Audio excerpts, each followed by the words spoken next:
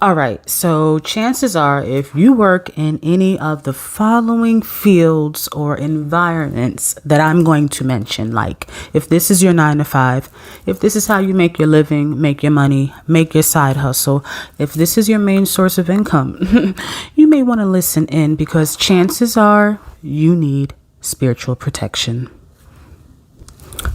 So welcome back if this is your first time or if you are a return viewer. This is the Love Naturally experience. I am Priestess Ishtah, creator and host. And in today's video, I'm getting all into spiritual protection for professionals. Those of you who serve the following work fields, I have found as a spiritual reader and healer and consultant and advisor that y'all tend to need more protection than most. Okay, so I have 5 professions that I'm going to go over. I'm going to keep this really brief, and I would love for you to let me know in the comments how you resonate to see if this is actually something that you find to be true about your place of work. And not just that, I want to know what are your ways of protecting yourself. You know, each one, teach one, help each other out down there in the comments. So you ever just walk into a place and then you're like, something in here just feels real kind of like off. Like, I don't know, it feels kind of like groggy, or you may get like tired, or you notice people are extra irritable. Well, a lot of environments carry energy, they carry a vibration, they carry a frequency with them that can bring down your energy. It can bring down your frequency. It can bring down your vibration. A few professions and career paths tend to need a little bit more protection against those type of environments. And these professions are the ones that I've found to have needed it the most. The first profession, and I will be going over 5 altogether, but the first area of work that I've noticed are, of course, your health care practitioners. So all of you who work in any capacity where you have people who are on the mend of either healing or either transcending, meaning they're crossing over to the other side in death, you want to make sure that you are protecting yourself. You are literally around sickness. You are literally around illness. So because you are in the thick of things, you are at the front line of that type of, I don't want to call it pestilence, but there are some spirits that when they pass over, they don't want to go. Like, they're not ready. Like, what you mean? I'm not ready to go, doc. And sometimes they can look down at their bodies and decide that they want to stay here on the earth plane, kind of like they told us in the movie Ghost. When that happens, energies, their light naturally starts to dim because their living essence has now gone off. It's like it's veered off. I don't know what veered is, but we're going to make it a word. It's veered off into its own returning state. The spirit is trying to make it back to the soul is what I mean to say. With the spirit still kind of resisting the transition, it can then grow hungry and maybe not in the same sense as hunger where we want food for sustenance as the living, but the substance changes. What they end up wanting is other living light. So you, as a nurse, as a doctor, as a therapist, as a physical therapist, as an oncologist, as a cardiologist, as a podiatrist, it doesn't matter, you know, and especially as a dentist. I heard or I read a statistic one time that said dentists had the highest suicide rate, unfortunately, and it had something to do with looking inside of the mouth, which resembles looking inside of a black pit, like a hole, like the black hole that's in the universe, and that triggers something in the subconscious that activates depression. So if you know anyone, or if you yourself are a medical practitioner, healthcare practitioner, or dentist, and you have suicidal thoughts, there is a lot of help out there and a lot of free help. I'll add a phone number for a suicide hotline for you to call and confide and just get some support and speak to somebody to get you through what you're going through. But overall, within healthcare, you need to make sure that you are protecting yourself against sickness, protecting yourself against illness, and protecting yourself against spirits and entities, not just ghosts, but other entities that may not want to, that may feed on ghosts or may feed on the vibrations that are found around hospitals or found around just anywhere where you have healing that is happening. Okay. All right. So moving on to our next profession. All right. Next up, let's talk law enforcement.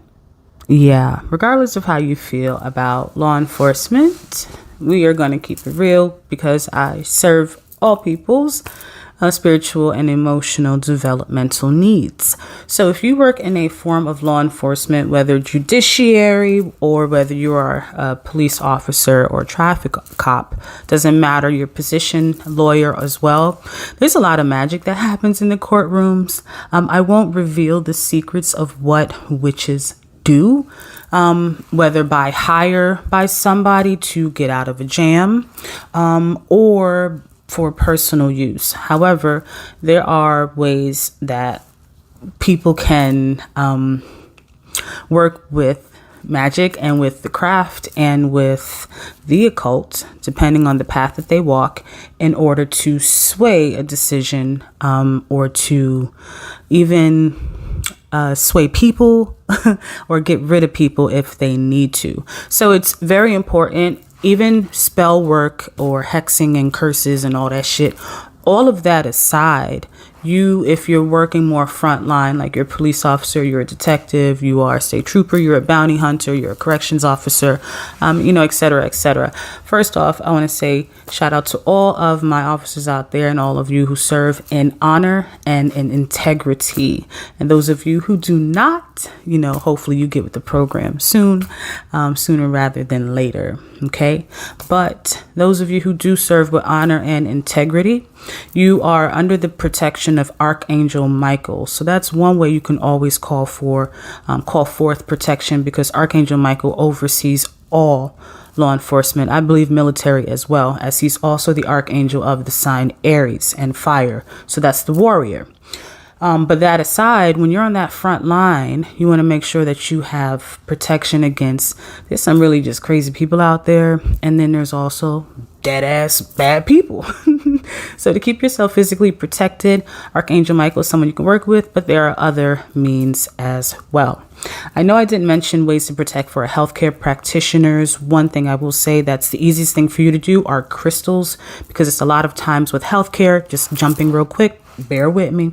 With healthcare, you can't, obviously you can't do a lot of stuff. So crystals, you can wear them. I know a lot of nurses, like my cousin, should wear her Ganesha pendant around her neck, and like different things. Or you can just say a prayer before you go into, your office or into the hospital or wherever it is that you work, the clinic, etc. So yes, healthcare and law enforcement. Let's go to our third occupation. All right. So let's go into our third occupation, which happens to be the one that I feel will cover most people listening to this right now. And shout out to you if you still hanging out with me. I appreciate you for doing that. This really gives me encouragement to keep developing more content and giving out more information, because I have so much that I can give out, but I'd be like, you know what? Are people really listening to it? So if you're really digging this and you're really digging me, let me know in the comments below. Also tell me what type of content you like to see going forward.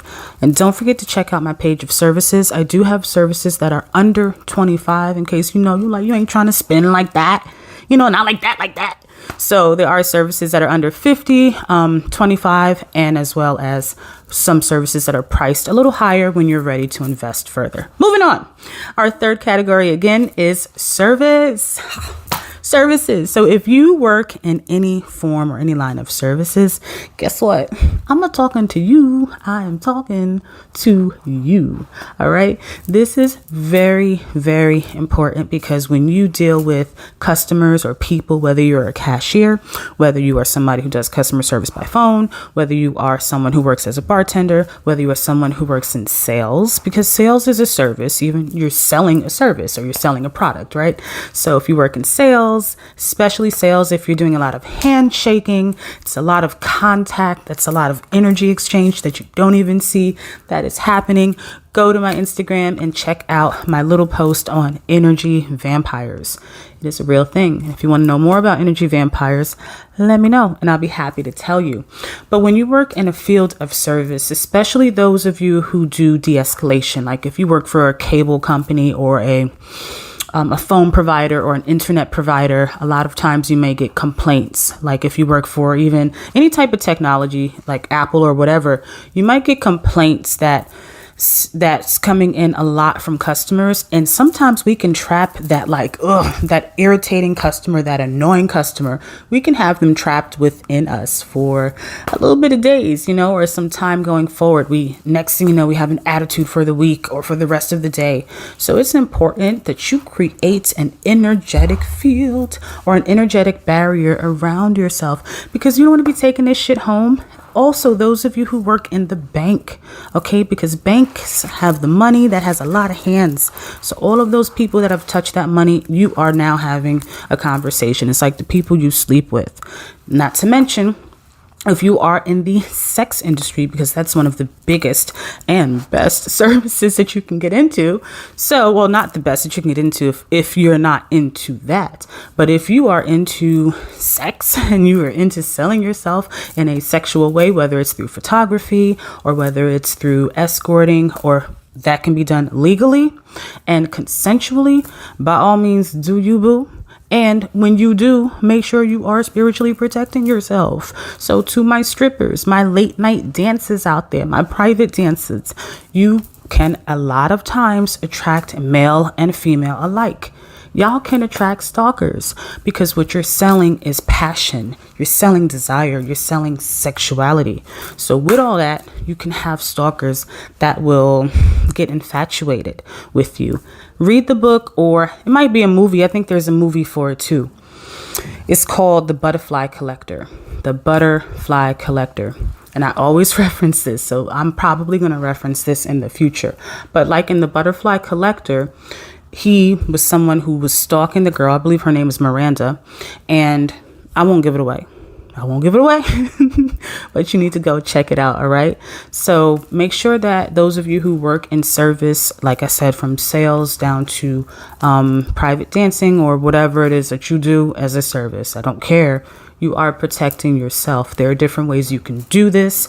If you are someone who works with the deities of the cosmos, you can call forth Anubis to walk with you. That is something that I have gotten from Bobby Hemmett, and I've done it myself, and it absolutely positively works. Or you can just call forth your guardian angel to walk with you at night. Also, Archangel Michael, as I stated with law enforcement, is someone who will, or an entity, an energy, an archangel that can be channeled down for protection. All right. Okay, so let's go into our fourth occupation. Number 4, we have death. And it's weird because I have 1333 on the clock when I just said that. Okay, so with death, I literally mean if you are working in the environment that has death passing through actively, not where you are a healthcare practitioner and you are helping heal or trying to get people on the mend. I'm talking about if you work in a hospice setting where death is the end of the path for people who are going through that form of I don't want to say treatment, but those of people who have that type of ailments that are terminal. Okay, it happens, and it can happen to anyone. So that's why we have to take life for the best that we can take it for each day. Can't take shit for granted. So you never know. You never know when you can wake up and everything can be different for you. So also with death, those of you who work as a like a mortician, or if you work in funerary services, if you're not a mortician, maybe you just work in the building, or you work as a forensic detective, or you work in forensics, like a forensic investigator, or you work as a homicidal detective, like wherever death has actively, definitely occurred. This is a definite, probably number one, I would say, field that you should be protecting yourself, because you don't want the entities that sweep, like, I don't want to call them the Grim Reapers, but for lack of a more colorful word, the Grim Reapers, you don't want them to, not that they will, because they have their roster, so I don't want to misrepresent a Grim Reaper, but there are energies that kind of, or entities that we can't see, that linger around, kind of like shadow people a little bit. And you don't want them to start to get too attached to you. Like, there's a saying, there's like an old saying, like, obviously let the dead rest, but the dead should lie with the dead. Like, the living should not sleep with the dead. It's kind of like a weird saying, but the dead should lie with the dead, meaning that we can convene. Like, I love cemeteries. I think they're so peaceful. They're usually really beautiful, and they're usually like really old. And I like looking at the old tombstones, and I like reading someone's name and seeing if I can like figure out what their story was, how they were born, how they transitioned, like how long they lived, like are they married next to, or excuse me, are they buried next to their spouse? Are they buried next to their family? Like, based on their tombstone, like how much money did they have at that time? I like looking at those things. And what I love even more is looking at the old trees that are in a cemetery, because those are like those are like the Ents. If you ever seen Lord of the Rings, they're like the master Ents, and they have so much power. And a lot of times there's going to be one really big tree in a cemetery, like one. And a lot of times that tree is a portal. And that's why that cemetery is there. And those ghosts, or those who are laid rest in that cemetery, are passing through that portal at that large tree. So with that said, there's a lot of activity and a lot of veils, a lot of hidden realms that are open when you work so closely in the field or in an occupation that's relating to death. So you got to make sure you're protecting yourself. One of the best ways to do it is working with black stones, obsidian, tourmaline, onyx, jet, and one of my personal favorites, Apache tears. A lot of times, spirits, when they're first crossing over, they are mourning themselves.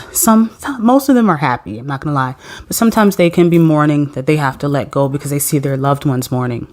So you can use Apache tears to help with the grieving process, especially if you find yourself carrying some of that sadness for no reason. You didn't even know this person. Why are you crying?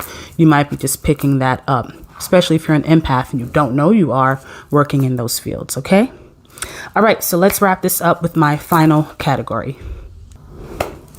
Okay, so last but most certainly not least, they say save the best for last, but I won't say that this is the best out of the group, but I will say that this group should already know this, and that is all of my healers out there. So if you are a holistic healer, if you are a shaman, if you are a spiritual practitioner, magical practitioner, if you do candle magic, if you do Reiki, if you do, I don't know, if you do anything, especially for somebody else, you need to be doing some spiritual protection, because you are literally, especially if you're doing tarot readers as well, don't want to leave them out. All of you who do healing in whatever form, because tarot does heal, giving information and consult and advice that's honest and true and filled with integrity, that does help people to heal. So all of that healing process requires a lot of shadow work. It requires, spirit is guiding me to say the word strain. It requires a lot of straining. So straining through the kind of filtering out the grit that's in us, or I see grittiness to let through the beautiful stream, kind of like this cosmic blue, like you see behind me, a cosmic blue stream coming through. So you healers, and that's also what I see when I'm doing Reiki. I see a cosmic blue light that looks like a flowy liquid substance. But you can channel different lights as well to clear and heal yourself. So my spiritual healers, holistic healers, healers all around in general, however you heal, you should already know this, but as a reminder, in case you forgot, make sure you have a spiritual defense up. All right. So I'm at the top of my video. I wanted to keep this short. I do want to say, if you want more information on how you can spiritually protect yourself, I have a free blog for you. Go ahead over to my website at www.lovenaturally.com. I will add the link in here below. But in this post, it's really short. It's like 13 minutes to read. Come on, y'all. We could be reading these days. Don't get lazy on me. All right. So in this post, I'm giving you three techniques that are super fucking simple for you to follow. Okay. And it's something that everybody can do, and it will help you to increase your spiritual protection so you can stop playing with yourself out here. All right. So until next time.